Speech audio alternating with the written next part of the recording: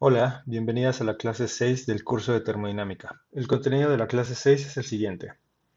Vamos a empezar con una introducción al calor y su equivalente mecánico. Vamos a hacer un repaso histórico. Después vamos a pasar a la primera ley de la termodinámica. Vamos a ver el concepto de energía interna. Lo vamos a definir como una ecuación de estado calórica. Vamos a definir el trabajo y el calor. Vamos a ver una diferencia entre una diferencial exacta y una diferencial no exacta o inexacta. Y vamos a ver la primera ley de la termodinámica en sistemas hidrostáticos. Comenzamos nuestro recorrido histórico del calor y su equivalente mecánico con Joseph Black, que vivió de 1728 a 1799. Fue un químico y médico escocés que estudió la naturaleza del fuego y el calor como algo que podía pasar a través de los recipientes y estableció la capacidad térmica o calor específico, como la conocemos ahora, de diferentes materiales.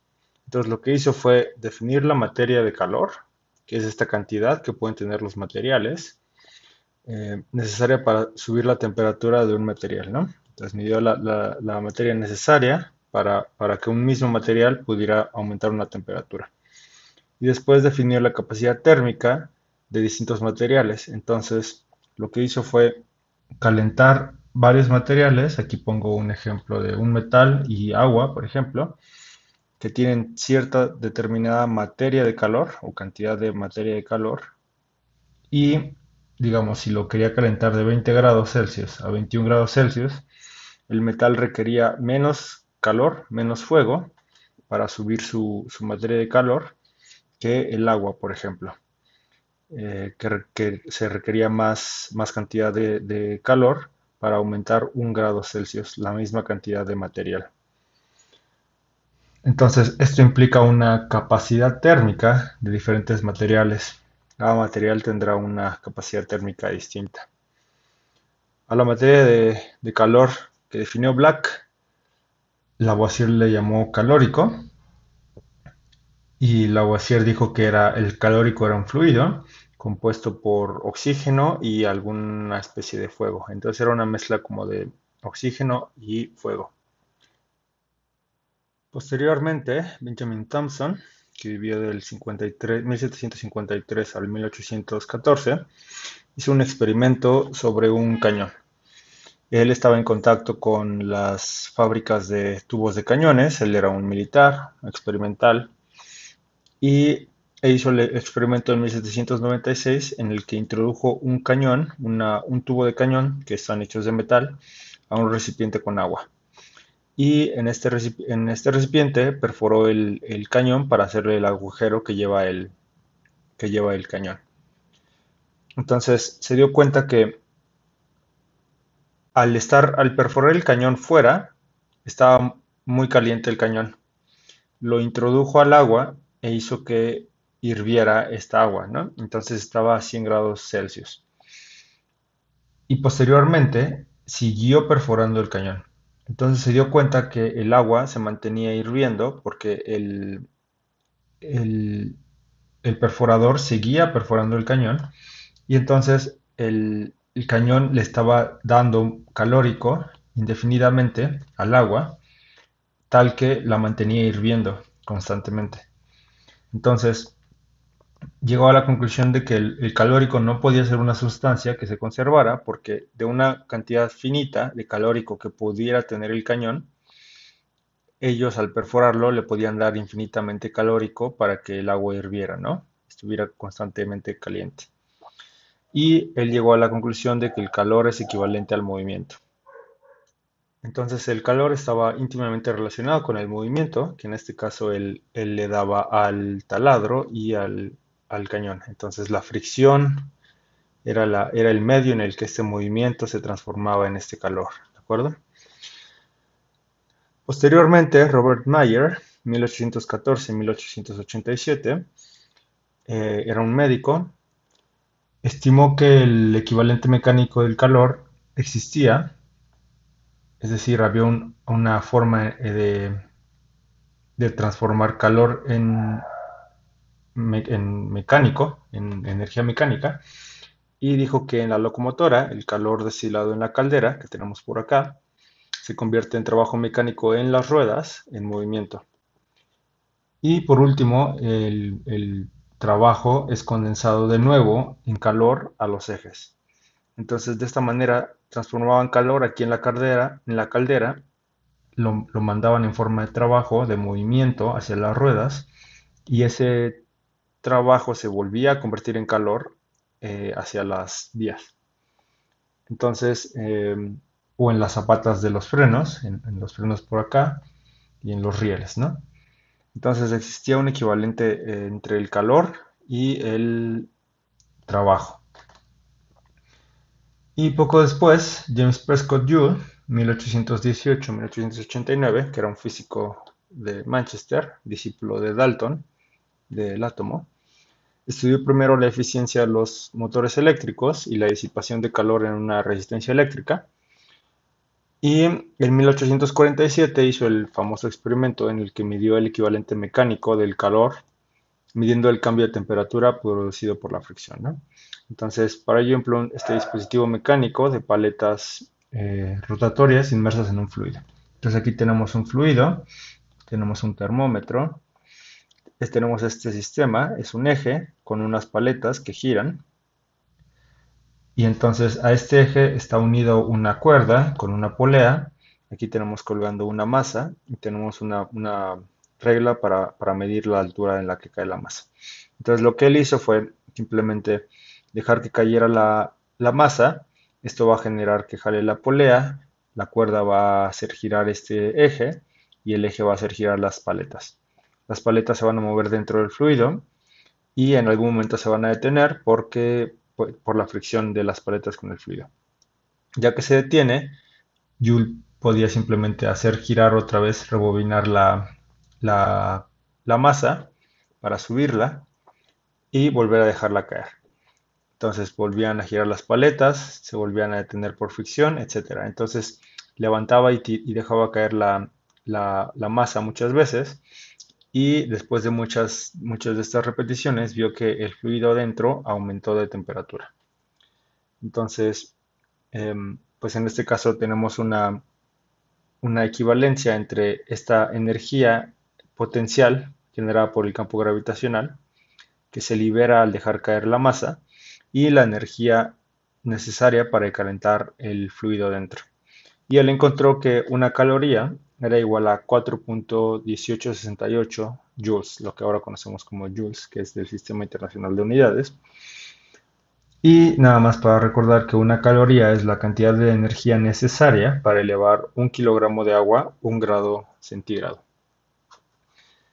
Entonces, de esta probó probó que el calor es producido por el movimiento y la fricción. El movimiento de esto, el movimiento de esto y la fricción de las paletas con el fluido. Y por último, Helmholtz en 1821-1894 llegó a la misma conclusión. Él era un fisiólogo y físico. Y en 1847 él llegó a la conclusión a la misma conclusión que Joule, y dijo que el calor y el trabajo son intercambiables en proporción fija. Entonces, con eso tenemos una equivalencia entre el calor y el trabajo. En este caso, el trabajo es energía pues mecánica de movimiento y el calor es pues esto este concepto que conocemos, que es para elevar la temperatura de las sustancias, de los objetos, de los fluidos, etc. Y estos dos conceptos son necesarios para que podamos enunciar la primera ley de la termodinámica. Enunciamos entonces la primera ley de la termodinámica, que es simplemente un equivalente de la ley de conservación de la energía. Entonces, primera ley de la termodinámica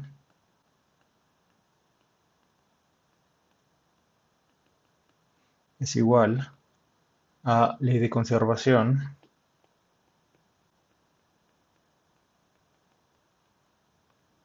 de la energía aplicada a sistemas termodinámicos. Entonces, en palabras, esto es así, directo.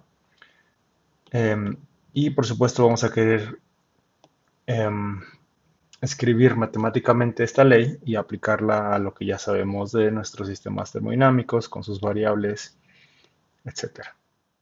Y para hacerlo, pues vamos a necesitar introducir tres conceptos en general, que va a ser la energía interna de nuestro sistema, el trabajo y el calor. Entonces vamos a ver a qué nos referimos con ello. Pasamos entonces a los conceptos de energía interna, trabajo y calor. Recordemos de nuestro modelo microscópico del gas ideal en un pistón, en el que obtuvimos que la temperatura del sistema era una medida de la energía cinética del sistema. Entonces, en el gas ideal,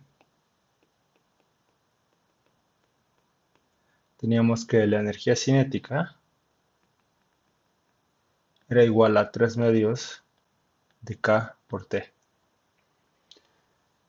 Recordemos que en este caso no había campos gravitacionales o eléctricos o magnéticos y las partículas no interactuaban entre sí. No había potenciales de interacción, etcétera. Entonces, todo lo anterior hubiera agregado energía a las partículas, pero como estaban ausentes, no, la única energía de las partículas es la energía cinética. Entonces, si anotamos a la energía total del sistema como U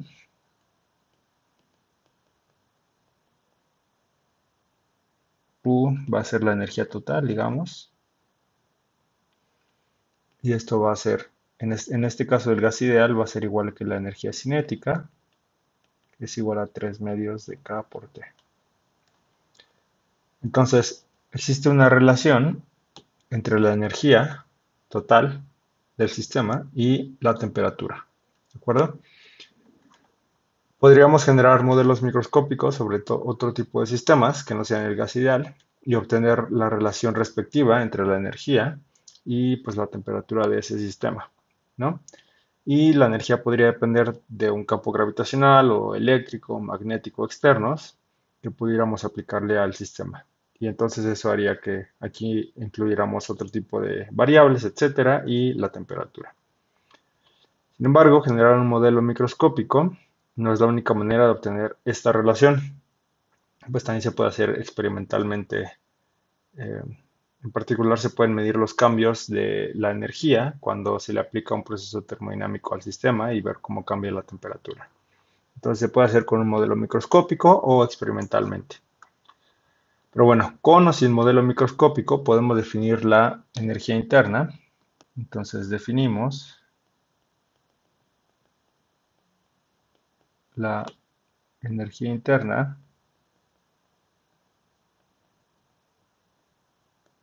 del sistema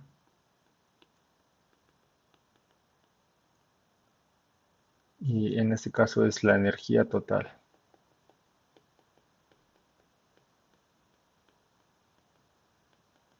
A eso nos referimos con la energía interna del sistema. Como podemos medir la energía interna del sistema con algún tipo de aparato que diseñamos en el laboratorio, entonces debe ser una propiedad física de nuestro sistema. En el caso de aquí es directo porque basta con medir la temperatura para medir la energía del sistema, pero en otros sistemas más complicados, en el que no solo interrogan la temperatura, sino otro tipo de variables, también se pueden diseñar experimentos para medir la energía del sistema.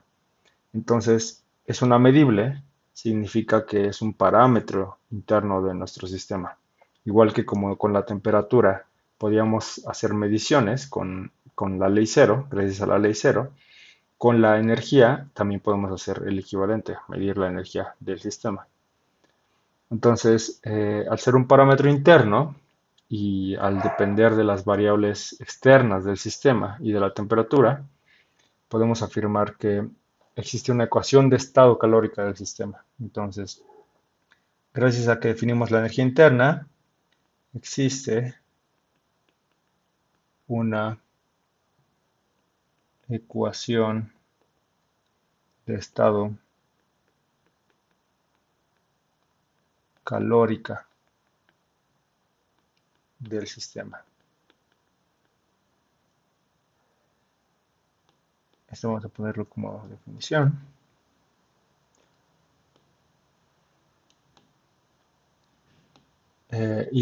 esta ecuación calórica, ecuación de estado calórica, va a ser una relación entre la temperatura y la energía, entre la energía y la temperatura y nuestras variables termodinámicas externas.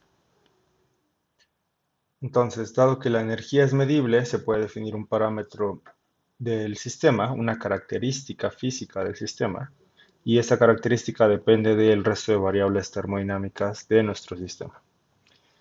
Ahora, con el modelo microscópico del gas ideal, obtuvimos dos relaciones de la energía interna con las variables, ¿no?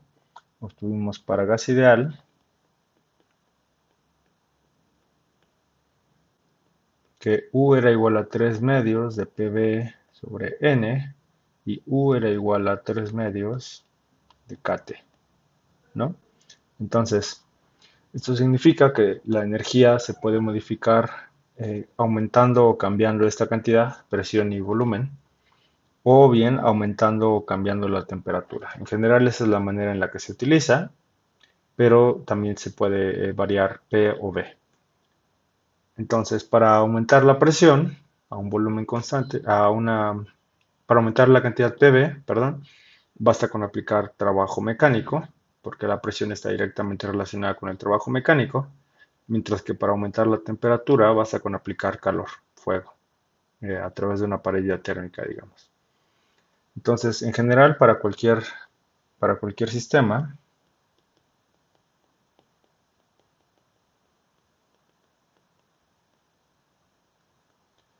arbitrario, no solo el gas ideal, la energía interna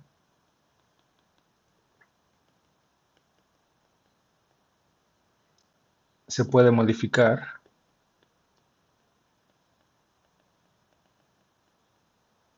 aplicando trabajo, que denotamos con W, o bien con energía que no sea trabajo,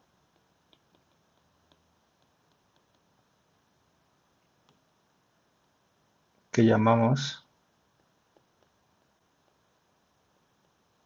calor.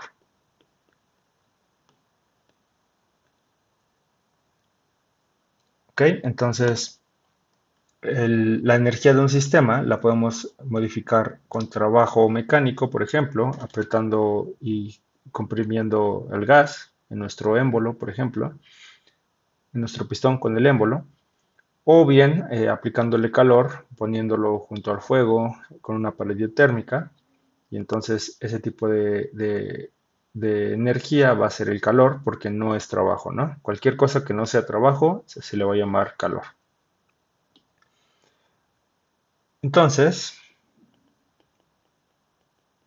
un cambio delta U de energía interna del sistema estará dado por la energía que se le dio en forma de calor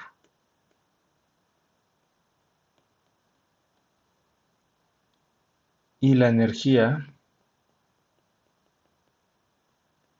que pierde al hacer un trabajo.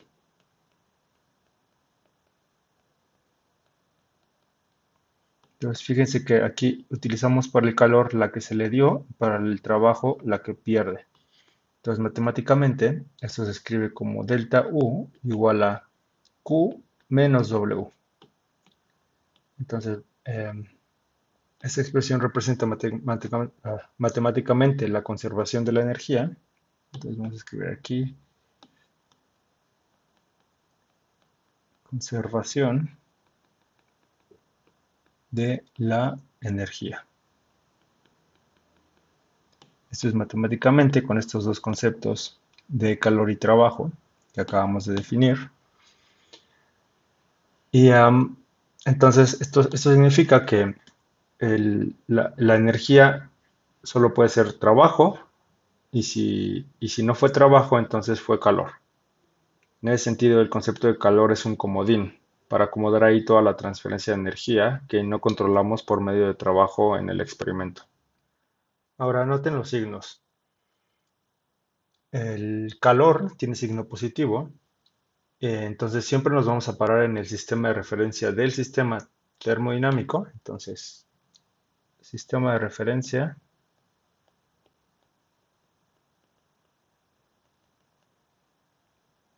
del sistema termodinámico.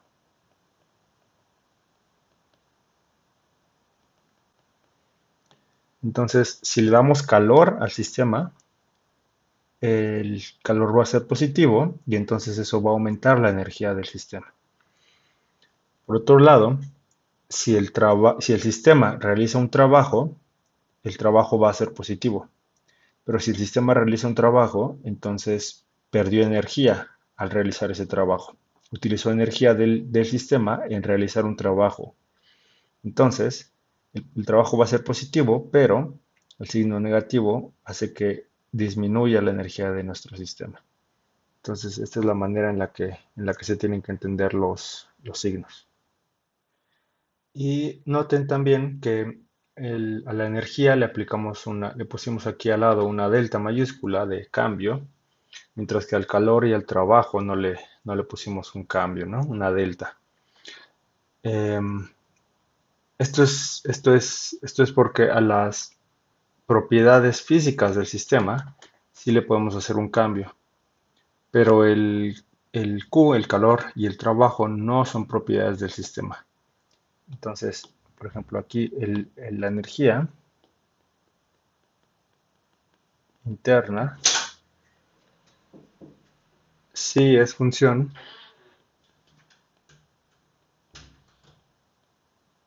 de estado de nuestro sistema, es decir, sí es propiedad intrínseca del sistema. Mientras que el calor y el trabajo no lo son. Es decir, recuerden que hasta en mecánica newtoniana, el trabajo que no se habla del trabajo que tiene una masa m, digamos, al levantarla a una distancia h en un campo gravitacional uniforme con aceleración g, sino que se habla de la energía potencial del objeto, el que tiene a cierta altura h, ¿no? Entonces, aquí, de igual manera, no se va a hablar del trabajo que tiene un sistema, sino de la energía que tiene. Y para cambiar esa energía se realiza un trabajo, pero el sistema no tiene una propiedad que llamemos trabajo y no tiene una propiedad que llamemos calor. Y eso se traduce en que la energía interna sí es función de estado en nuestro sistema, es decir, sí es propiedad intrínseca del sistema, mientras que el calor y el trabajo no son funciones de estado de nuestro sistema, sino maneras en las que se puede transferir la energía y se puede cambiar el valor de esta energía interna del sistema. Entonces, bueno, esta es la primera ley de la termodinámica y si hacemos que los cambios son infinitesimales,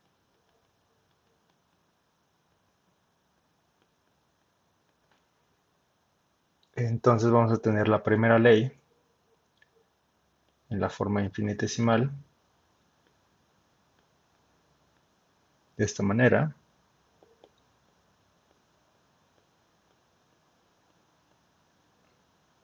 Esta es la primera ley de la termodinámica infinitesimal.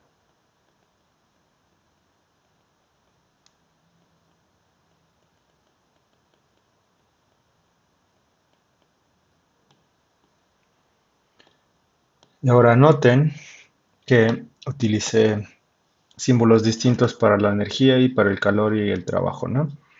Este es el cambio infinitesimal de la energía es igual a un cambio infinitesimal del calor menos un cambio infinitesimal del trabajo, y donde el calor y el trabajo les puse una delta o una D cruzada aquí, ¿no?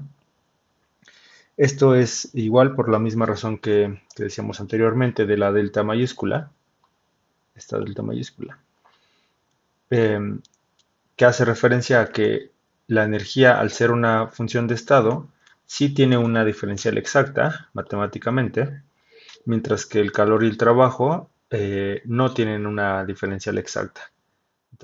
Entonces, tanto la D como la delta, o esta D rayada, ambas representan un cambio infinitesimal de cada uno de los conceptos que tenemos aquí, pero la diferencial exacta va a permitirnos que el cambio de la función de estado solo va a depender de sus puntos iniciales y finales, mientras que el cambio en el calor o en el trabajo depende de todos los puntos intermedios por los que llevamos a nuestro sistema en un proceso dado, en el que hacemos estos cambios de calor, de trabajo y de energía.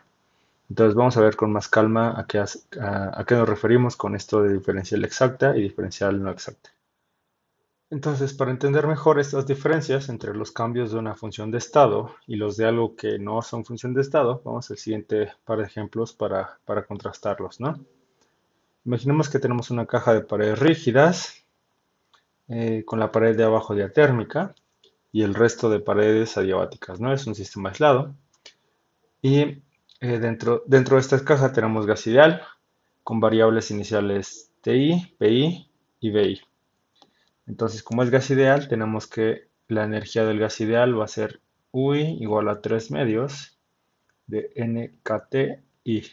Esta es la energía interna inicialmente.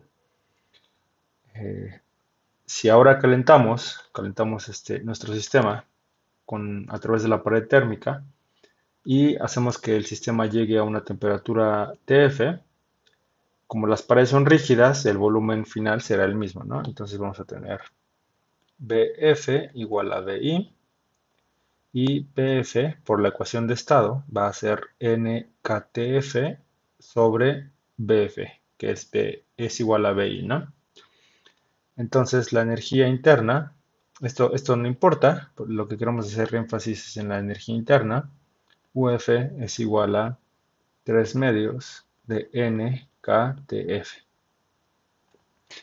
Entonces, en este caso, tenemos que la energía transferida al sistema desde los alrededores fue únicamente de calor, ¿no? Entonces, energía transferida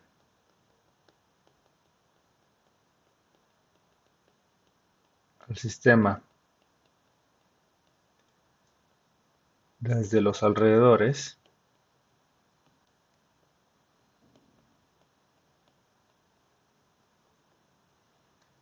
fue únicamente por medio de calor, pues no se realizó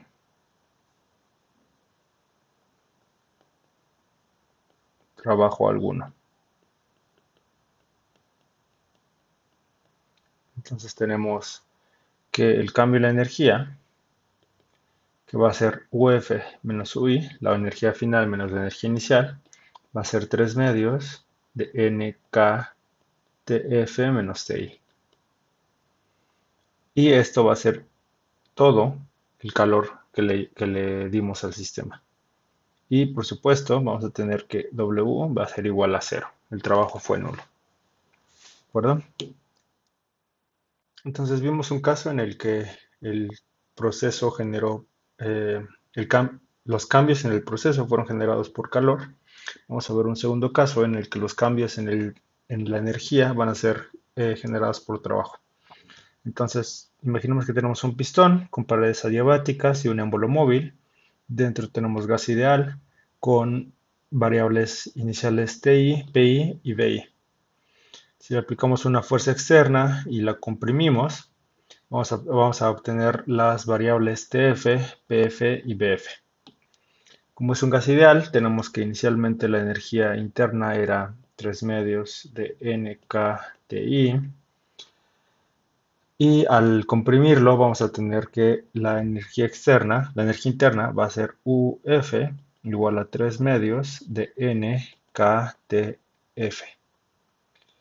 Y por la ecuación de estado vamos a tener que TF va a ser PF-BF sobre NK.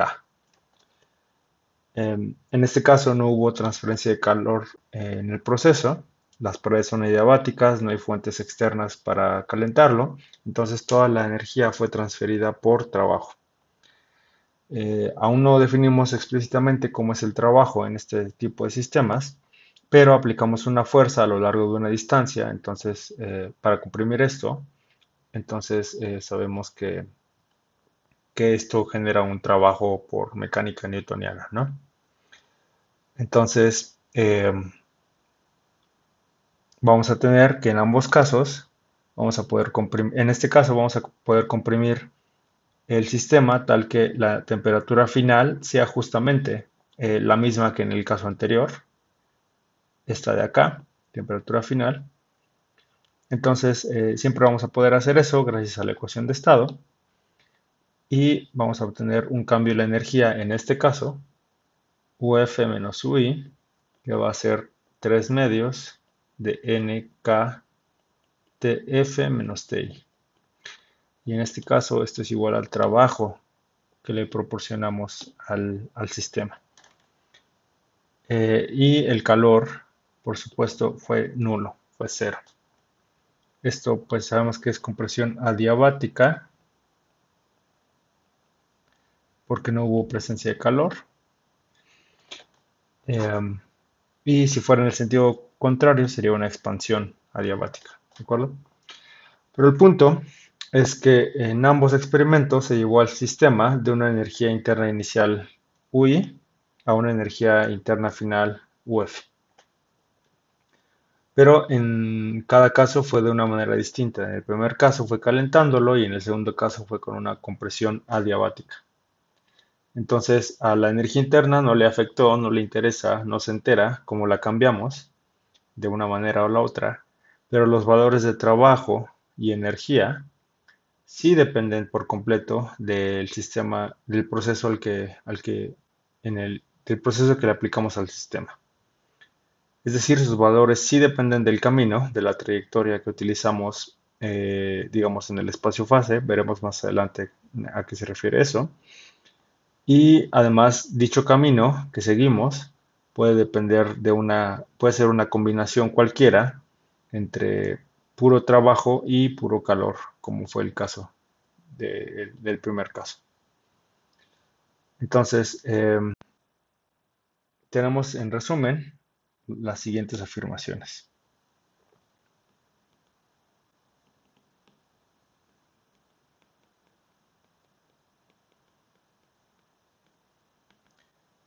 Tuvimos 4 puntos de aquí. La energía interna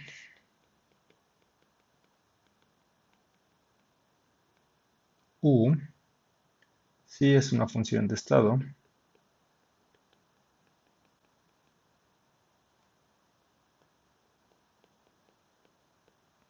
es decir, representa una propiedad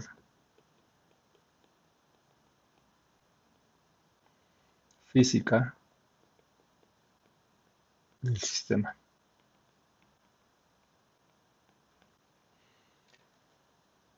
Por otro lado, ni el trabajo ni el calor, vamos a ponerle ni el trabajo W, ni el calor Q son funciones de estado.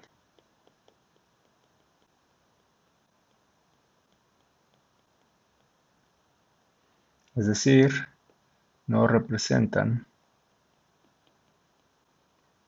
una propiedad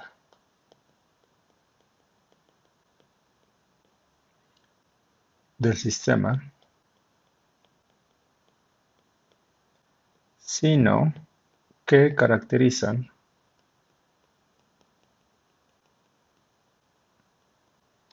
la forma o manera en que se realiza un proceso sobre un sistema.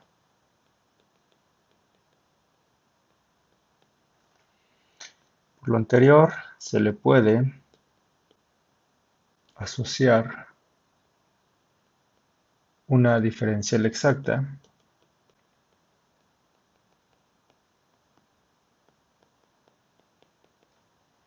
de U a un cambio infinitesimal de energía interna.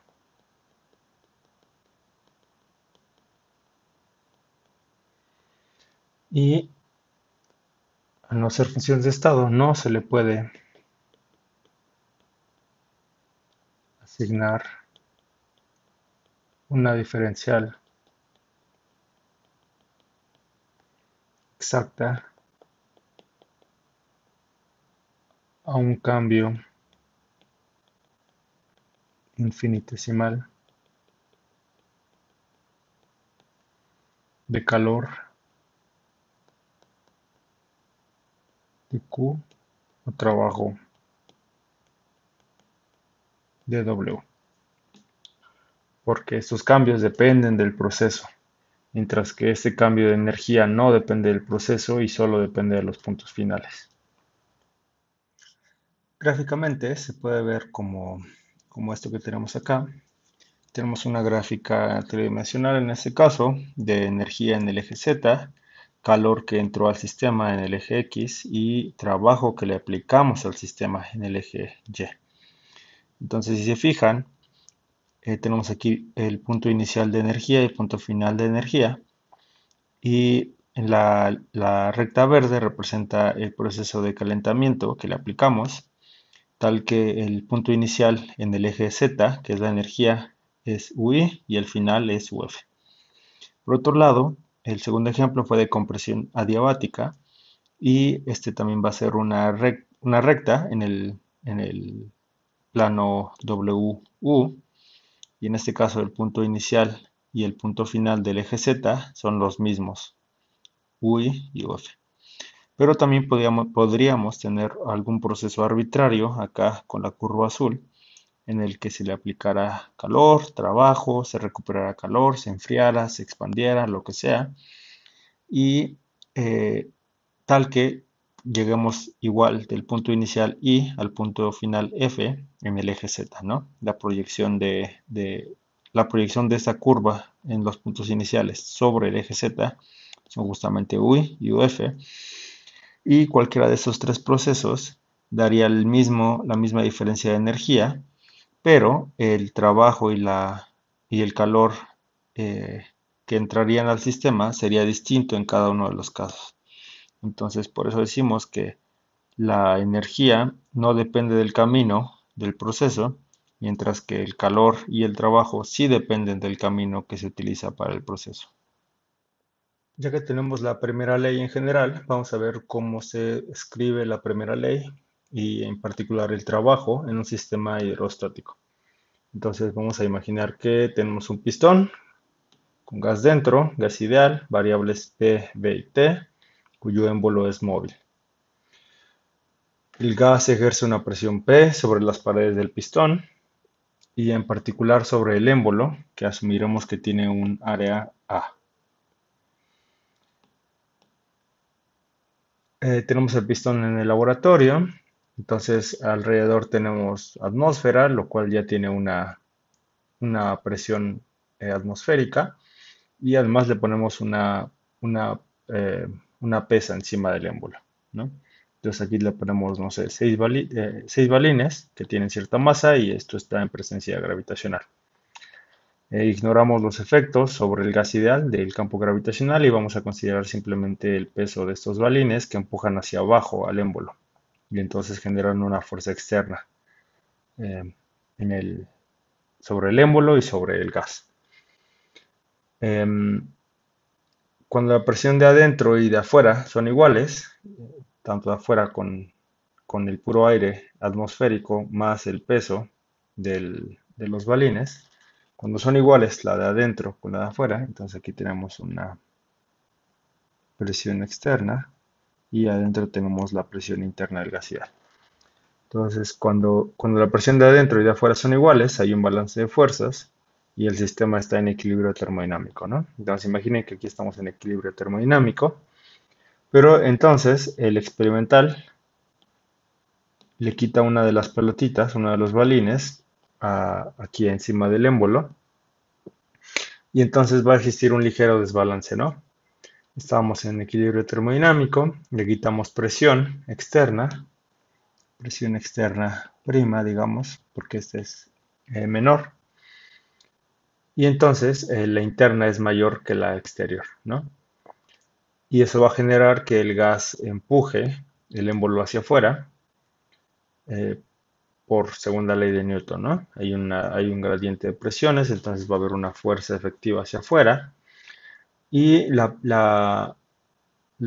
gas va a empujar hacia afuera hasta que el desbalance se anule y otra vez vamos a estar en equilibrio, ¿no? Entonces la reducción de la presión eh, significó un aumento del volumen. Reducción de presión significó un aumento de volumen cuando el émbolo empujó hacia afuera, ¿no? Y vamos a llamarle ese aumento dB. Fue infinitesimal, entonces le ponemos dB. Y en esa expansión el sistema realizó trabajo. En la expansión el sistema realizó trabajo. Y esto es porque, de hecho, pues afuera seguía existiendo una fuerza externa, en este caso es una fuerza externa prima, que es generada por la presión externa prima en esta área del émbolo A. Entonces hay una fuerza externa prima y el sistema realizó un trabajo sobre el exterior, en particular sobre estos balines. Entonces el sistema levantó una masa, en este caso de 5 balines, y levantar una masa en un campo gravitacional o en un campo de fuerzas significa generar un trabajo, ¿no? Un trabajo mecánico en todo el sistema, en todo el sentido de la palabra, ¿no? Entonces tenemos la fuerza interna del gas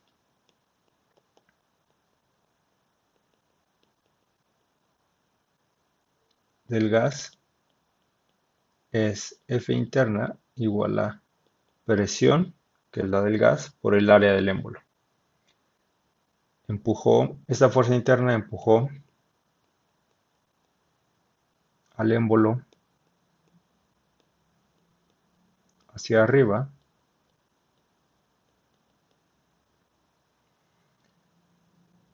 eh, una distancia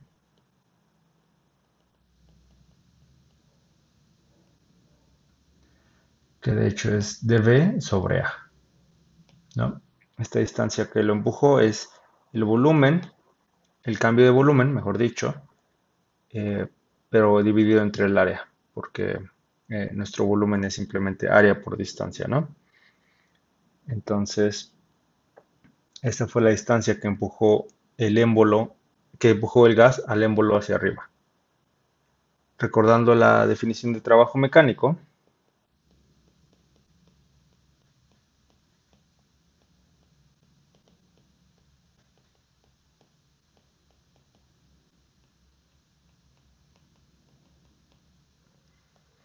tenemos que el trabajo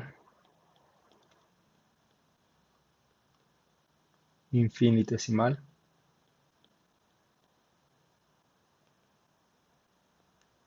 realizado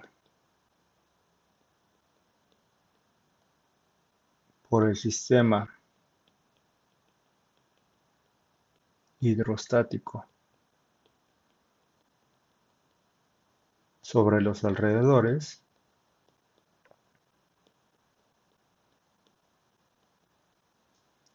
es delta W. Recuerden que depende del camino.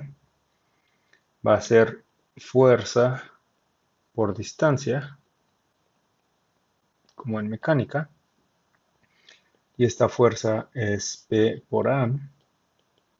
Y la distancia es dB entre A.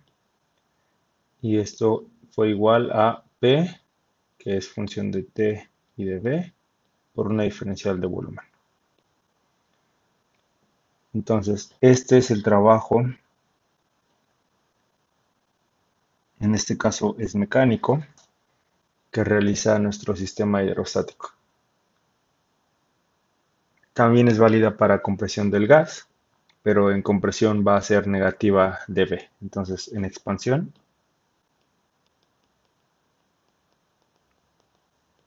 dB es mayor que cero e implica que dW es mayor que cero. Compresión,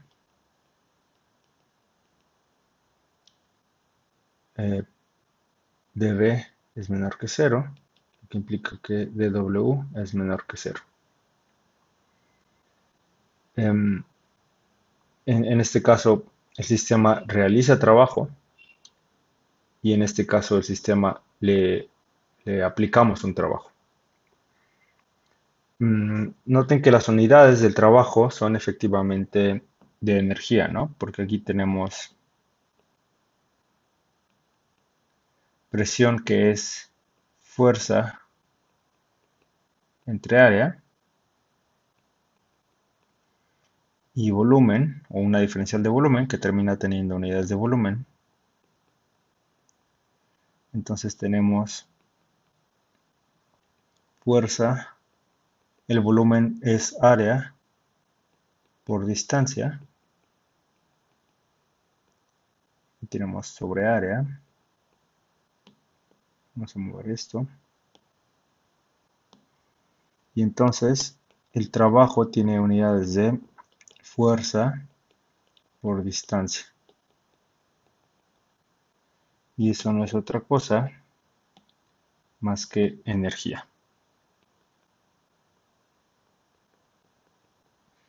Entonces, el trabajo, por supuesto que tiene que tener unidades de energía, porque en nuestra primera ley la energía interna se iguala con el trabajo, ¿no? Em, y entonces, si ya tenemos la expresión del trabajo para nuestro sistema hidrostático, la primera ley de la termodinámica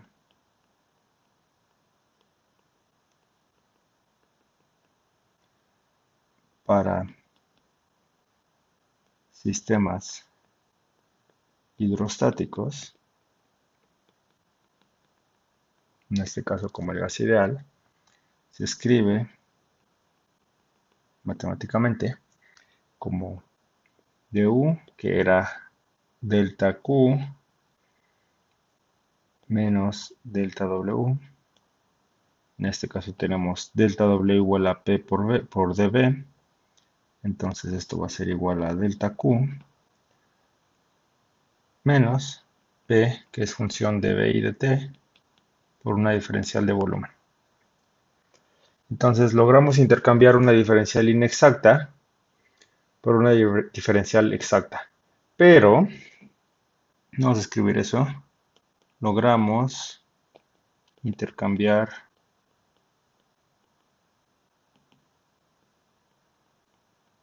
una diferencial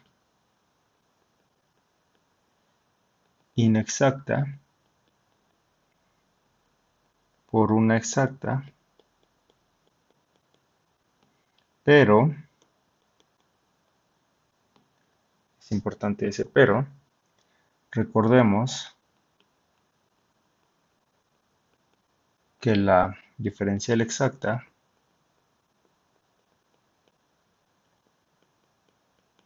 En el caso del volumen, recordemos que podemos escribir la ecuación de estado V igual a V de P y de T. Entonces esta ecuación, esta diferencial exacta es de la forma de V igual a parcial V dt a presión constante por dt más parcial V a presión a temperatura constante por dp. Entonces tenemos la ecuación de estado en esta forma y entonces nuestra diferencial exacta es esto, ¿no? Entonces, sí, logramos intercambiar la diferencial inexacta por una exacta, pero esta diferencial exacta es esta combinación de diferenciales.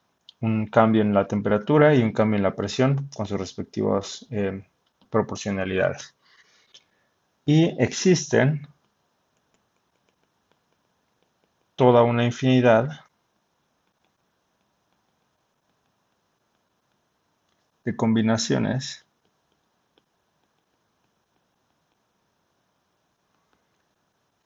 de cambios infinitesimales de t y de p, tal que se lleve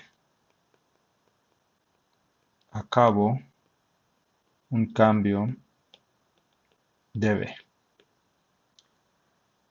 Esta combinación, esta infinidad de combinaciones vuelve a depender del tipo de proceso,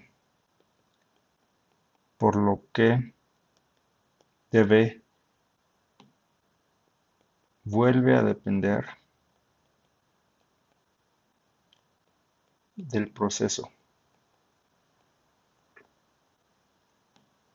eh, del proceso del que estamos hablando en el sistema, ¿no? Eh, por ejemplo, podríamos tener un proceso isotérmico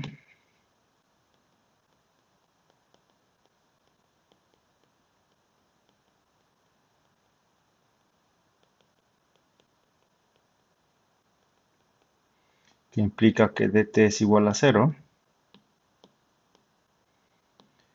y eso va a implicar que el cambio en el volumen va a ser completamente dado por esto.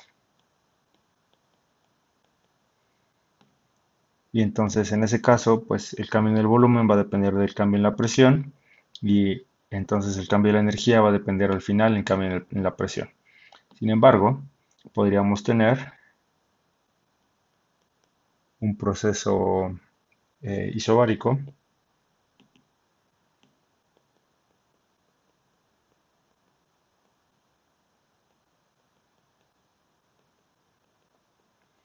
en el que se tiene dp igual a 0, que implica que el cambio en el volumen va a ser dv en dt a presión constante por dt.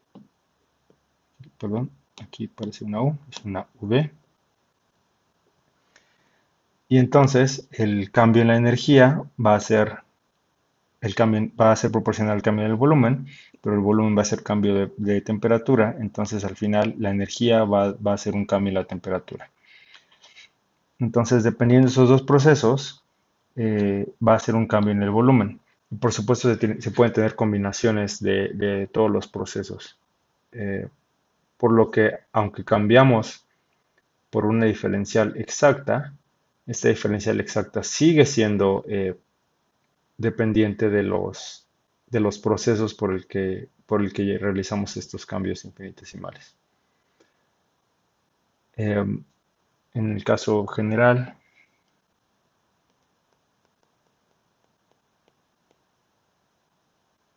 vamos a poner un proceso general.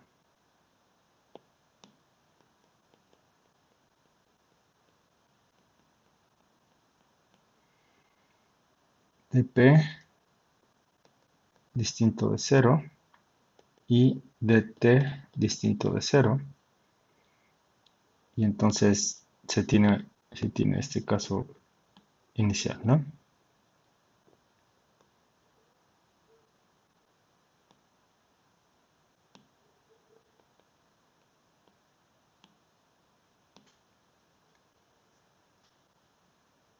Em, y entonces, esta es una manera en la que nos damos cuenta que esta delta U sigue siendo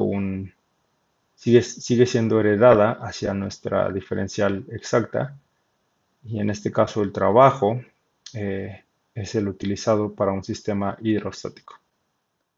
Y gráficamente volvemos a recordar nuestra ecuación de estado tridimensional.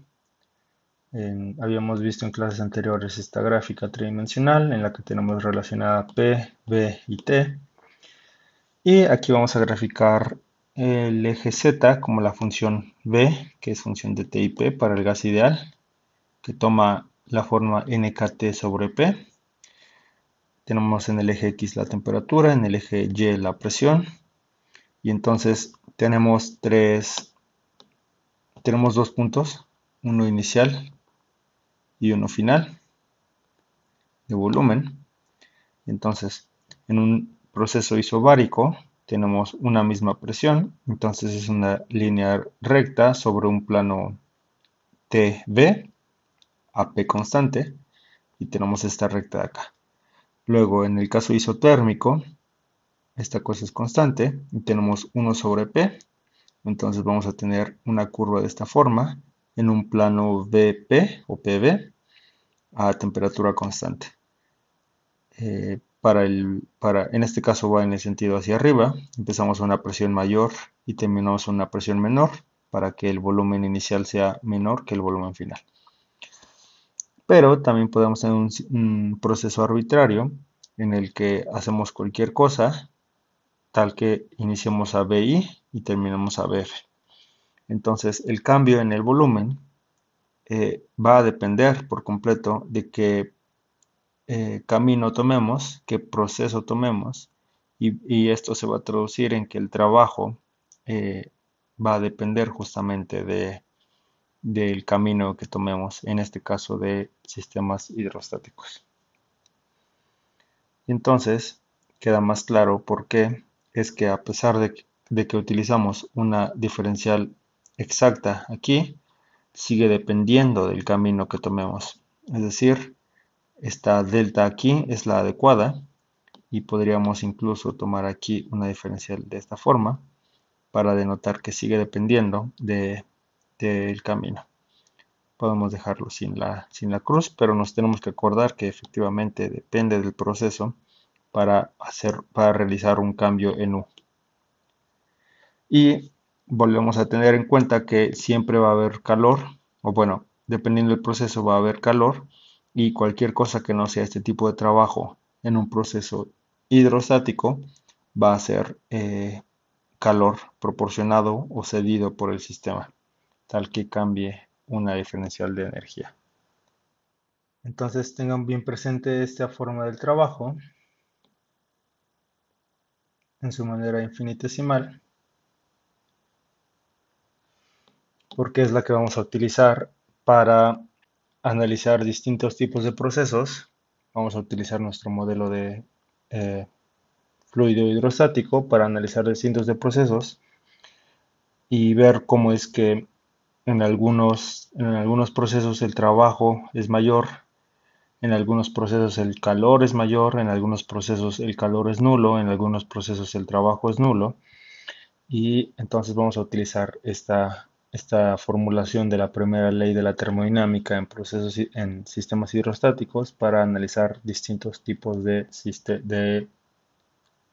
procesos termodinámicos. Y más adelante vamos a ver cómo se escribe la primera ley de la termodinámica en distintos tipos de sistemas, no solamente un sistema hidrostático, sino sistemas eléctricos, magnéticos, barra, la barra, la superficie y un sistema químico también. Eso lo veremos más adelante. Por el momento nos quedamos con la primera ley de la termodinámica y recordamos que es simplemente una formulación termodinámica de la ley de conservación de la energía en la física. Bueno, ya vimos que la energía interna es una función de estado, lo que significa que depende de las variables termodinámicas del sistema, incluyendo a la temperatura. Vimos cómo se relaciona el trabajo con las variables de un sistema hidrostático de presión y volumen. Entonces ahora vamos a ver cómo se relaciona el trabajo con distintas variables en otros sistemas termodinámicos. Vamos a comenzar con un sistema eléctrico.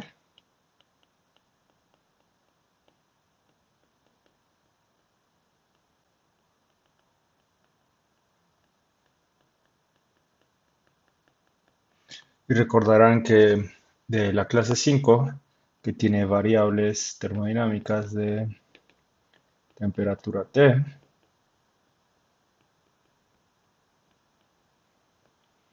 campo eléctrico externo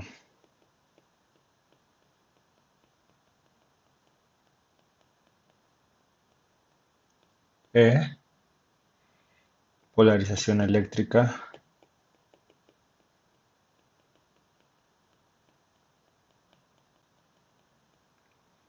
por unidad de volumen,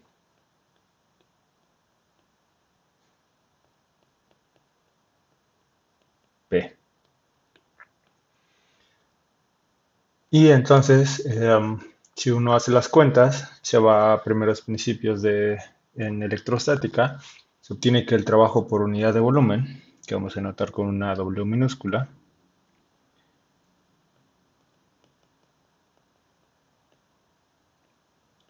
es menos el producto punto de E, que es función de T y de P, punto no diferencial de la polarización eléctrica. Cuando tenemos dieléctricos,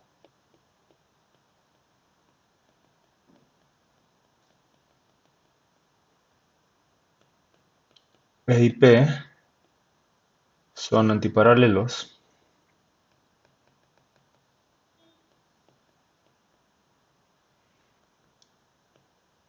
y se simplifica entonces el trabajo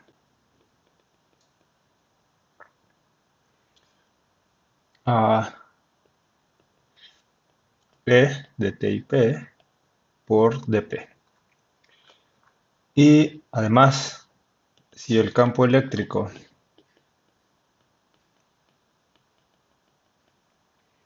y la polarización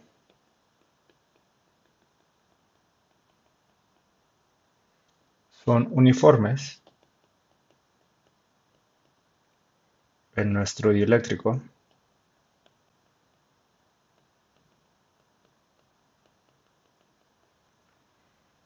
se tiene el caso particular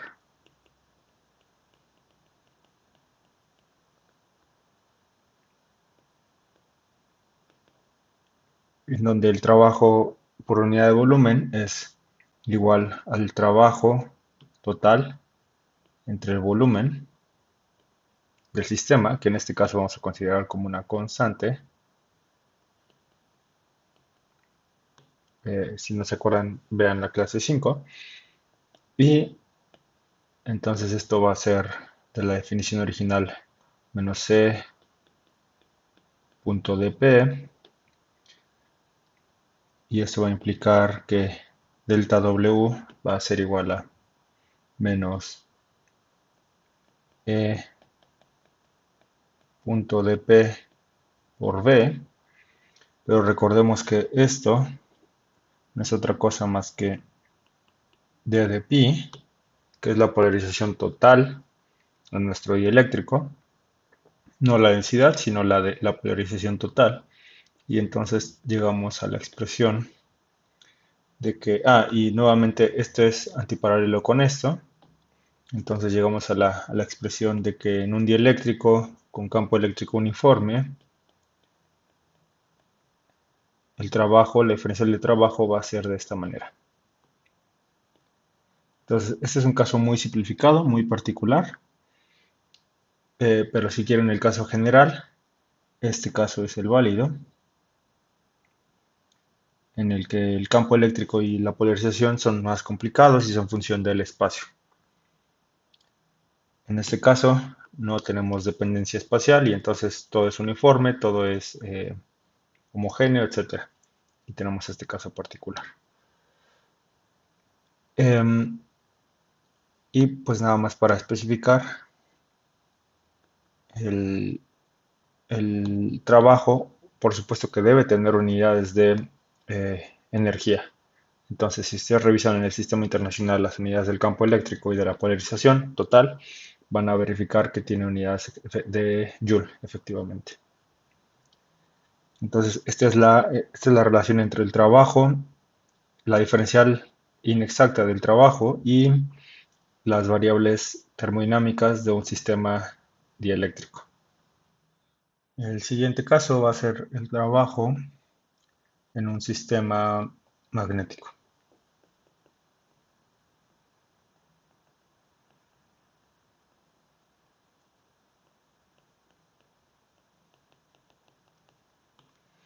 Entonces, nuevamente pueden revisar la clase 5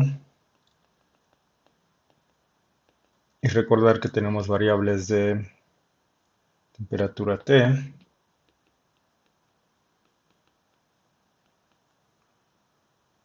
campo magnético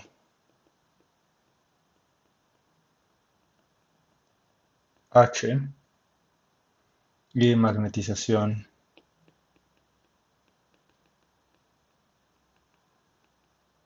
por unidad de volumen.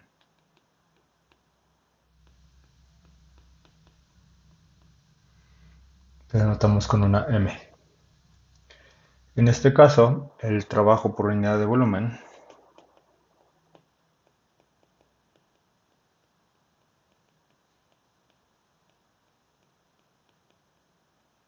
diferencial va a ser de la forma delta W minúscula igual a menos H, que es función de T y de M, punto de M. En un paramagneto, este es el caso general, este es lo más general posible.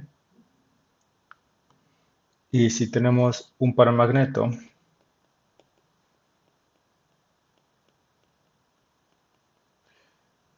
el campo magnético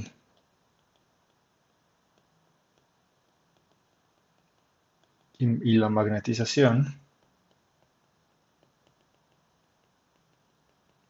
son paralelos. Entonces, tendremos que la diferencial de trabajo por unidad de volumen va a ser simplemente menos H T, M de M. Perdón, este ya no es vector. Y si además el campo magnético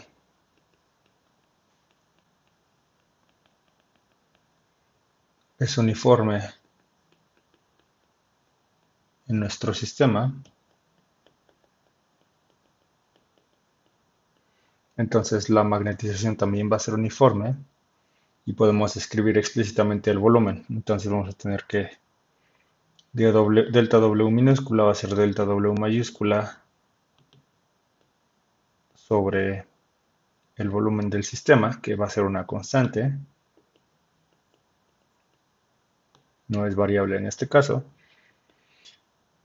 Y en general teníamos que era menos H punto de punto de M.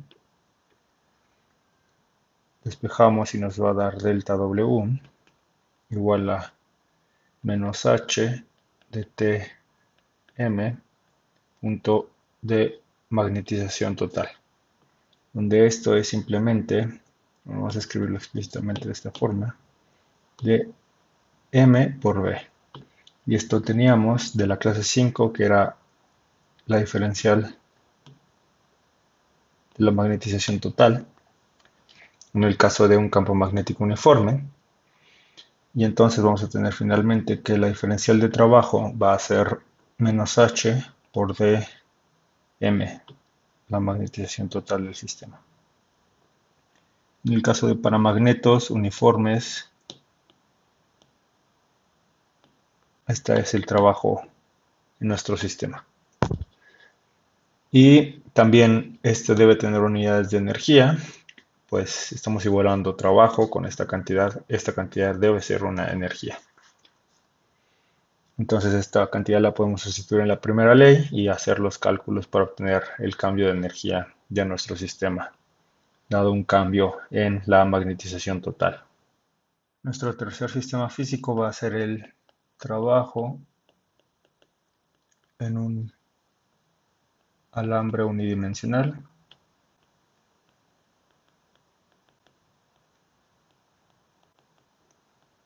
Nuevamente pueden ver la clase 5 para recordar que las variables de nuestro sistema son la temperatura,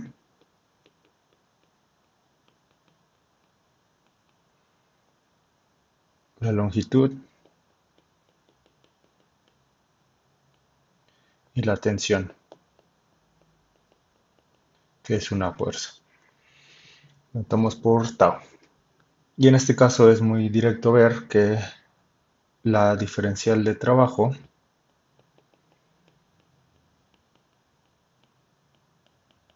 pues es sencillamente delta W igual a menos tau, que es función de T y de L, por dl. Y aquí es muy directo ver que esto efectivamente tiene unidades de energía porque tau es una fuerza, L es una longitud, una distancia, entonces fuerza por distancia da energía. Esta es la diferencial de trabajo para un sistema de alambre unidimensional con constante de con constante de Hooke, definida como en la clase 5. Nuestro cuarto ejemplo va a ser el de el trabajo en una superficie de dos dimensiones. Esta es una generalización de la barra unidimensional. En este caso tenemos una superficie plana bidimensional en el régimen elástico. Superficie plana 2D en régimen elástico. Pueden pensar en un globo. Un globo es un perfecto ejemplo. También podrían pensar en la membrana de un tambor con pequeñas perturbaciones, etc. Las variables son la temperatura, por supuesto,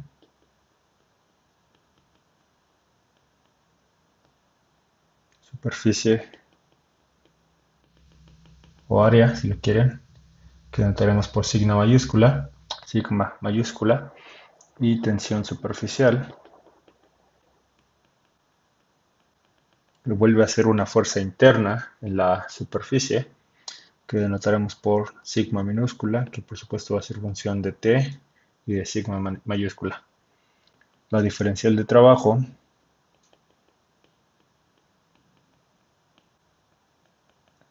va a ser exactamente equivalente a la del caso unidimensional. En este caso tendremos sigma menos sigma por d sigma. Esta tensión superficial tiene unidades de fuerza entre volumen, perdón, fuerza entre longitud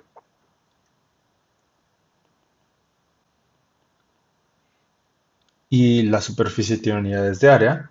Entonces, esta cantidad tiene unidades de energía como debería ser.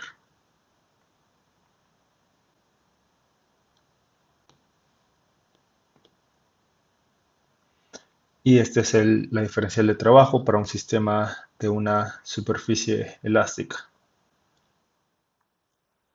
Nuestro último ejemplo de trabajo va a ser el trabajo químico. Y para ello necesitamos introducir el concepto de potencial químico. Entonces imaginemos que tenemos un pistón con un gas ideal dentro, tenemos las variables P, V, T y tenemos un total de n partículas dentro de nuestro pistón. Entonces tenemos estas pelotitas moradas y esta verde, incluyendo todas, son n partículas. ¿Qué pasa si ahora quitamos una partícula de nuestro sistema? Entonces dejamos que esta pelotita verde se escape y nos quedamos con el resto. Entonces ahora vamos a tener n-1 partículas. Entonces, ¿qué le va a pasar a nuestras variables termodinámicas? Tenemos de la ecuación de estado del gas ideal PV igual a nkt. Entonces, bueno, vamos a poner reducir n a n-1 va a hacer que PV pase a n-1 kt. Aquí la única que cambia es la presión, pues el volumen lo mantuvimos constante y la temperatura, perdón, el volumen también va a cambiar porque la temperatura es una cantidad intensiva, entonces no depende del número de partículas que hay adentro y por ello mismo se va a mantener constante. Pero vamos a tener n-1 partículas, esto va a disminuir, entonces esta cantidad tiene que disminuir de alguna manera. Entonces si se modifica la presión, se puede modificar también el volumen. Y por otro lado, tenemos que la energía interna del sistema va a pasar de 3 medios de nkt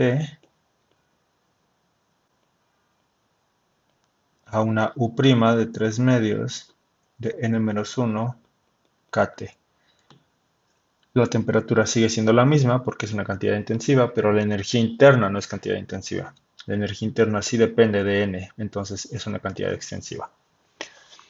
Entonces, aquí lo que quiero resaltar es que justamente hay una diferencia de energía entre el estado inicial y el final que va a disminuir. Entonces, eh, el- eso significa que perder una partícula en nuestro sistema implica una pérdida de energía.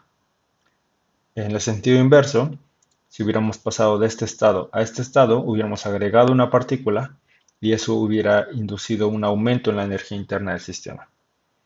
Entonces, a este, em, bueno, si quieren verlo así, a este cambio en la energía, a la energía perdida o ganada al cambiar el número de partículas,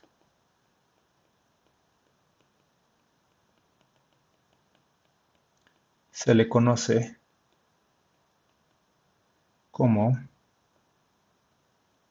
potencial químico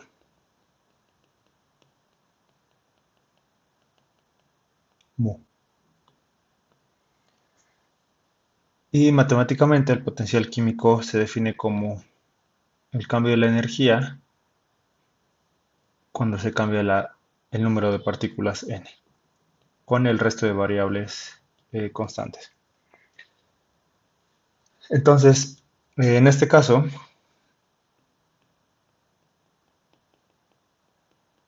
si diríamos U con respecto a n, nos va a dar simplemente 3 medios de kT. Ese es nuestro potencial químico del gas ideal, el más sencillito. Y entonces este potencial químico lo interpretamos como la energía necesaria para incluir una partícula, para agregar una partícula a nuestro sistema, o bien la energía que se puede obtener al extraer una partícula de nuestro sistema. Ahora, en química se utiliza mucho este concepto, porque imaginen que tenemos en química un proceso, una reacción química entre dos compuestos. Entonces tenemos compuesto A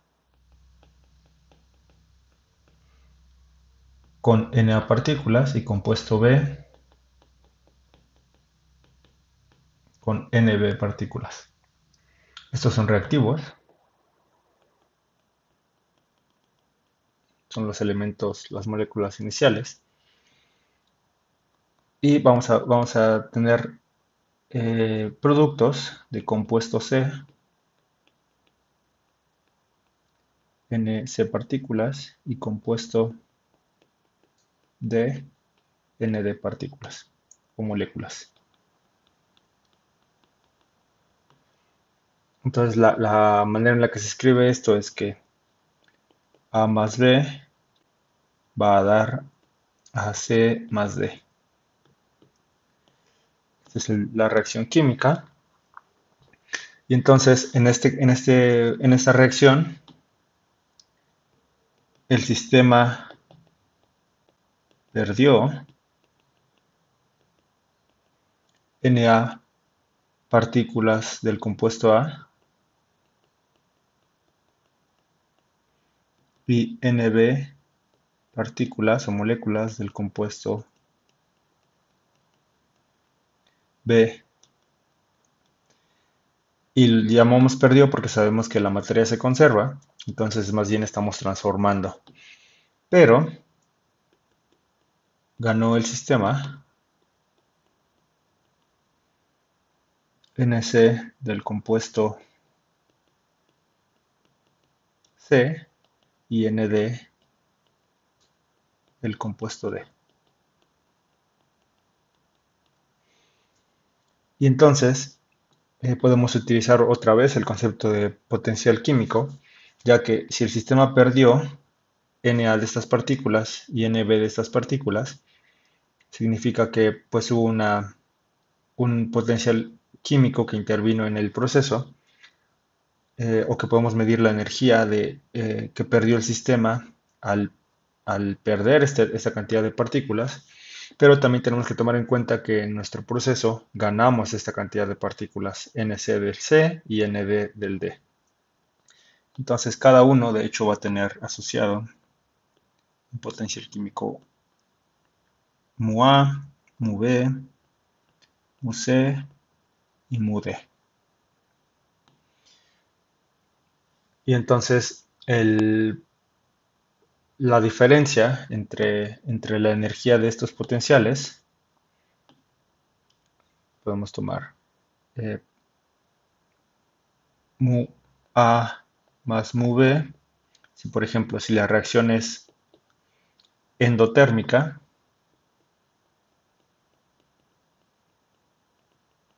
significa que va a requerir una energía extra. Vamos a ponerle E extra para que pueda suceder el proceso el proceso químico que acabamos de describir. Y si tenemos una exotérmica, un proceso exotérmico, significa que la energía, que este proceso va a liberar energía, y entonces estos dos potenciales, la suma de estos dos potenciales, va a ser igual a esta más una energía extra. Significa que va a liberar energía en nuestro proceso químico. Entonces, si se fijan, este concepto eh, de potencial químico es el equivalente a crear, si ustedes quieren, a agregar energía, agregar, perdón, partículas a nuestro sistema. Es la energía que nos cuesta agregar partículas o la energía que nos resulta de quitar partículas a nuestro sistema. Entonces, ese es el concepto de potencial químico. Y de hecho, el potencial químico también surge en distintos procesos físicos, toma papeles importantes en la condensación de Bose-Einstein, en el gas de Fermi-Dirac, en la superconductividad, superfluidez. Entonces, esto no es meramente químico, lo usan mucho los químicos, pero también en física se utiliza en niveles avanzados. Entonces, sí es importante que tengan presente este concepto. Y regresando a termodinámica,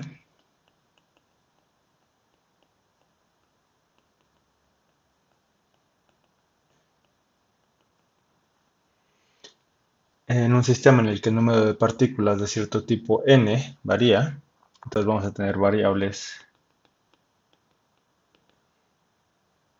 temperatura T,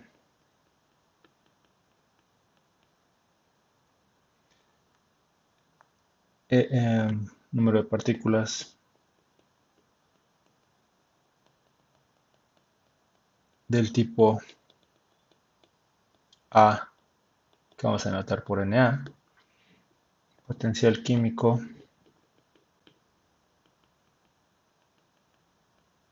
del tipo A, que vamos a anotar por MUA. Con tipo A me refiero a de cierto tipo. Insisto, podemos transformar de un tipo de moléculas a otras y entonces van a cambiar del tipo. pero me refiero a eso, ¿no? Entonces, si tenemos este potencial, que de hecho va a ser función de T y de NA, vamos a tener que la diferencial de trabajo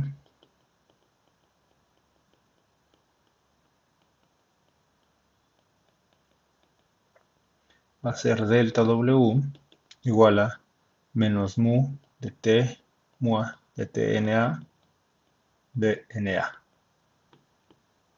Entonces, este es el trabajo o la energía que nos cuesta para para cambiar el número de partículas en nuestro sistema termodinámico. Y por supuesto también tiene unidades de energía. Na no tiene unidades, es un número, pero mu-a tiene unidades de energía. Es una energía potencial, potencial químico. Entonces el delta W también va a tener unidades de energía en este caso. Y este va a ser utilizado en el caso en el que nuestro sistema pueda ganar o pueda perder partículas. Por ejemplo, si las paredes no son impermeables, entonces se puede permitir la transferencia de partículas del sistema con los alrededores. O si permitimos el intercambio o transformación química, reacciones químicas en nuestro sistema, entonces van a estar incluidos partículas del tipo A, partículas del tipo B, y van a ser variables Na, Nb, mu-A y mu-B en ese caso. Entonces, esos son casos en los que se va a poder utilizar el potencial químico y este es el trabajo, la diferencial de trabajo de un sistema en el que las variables son Na y mu-A.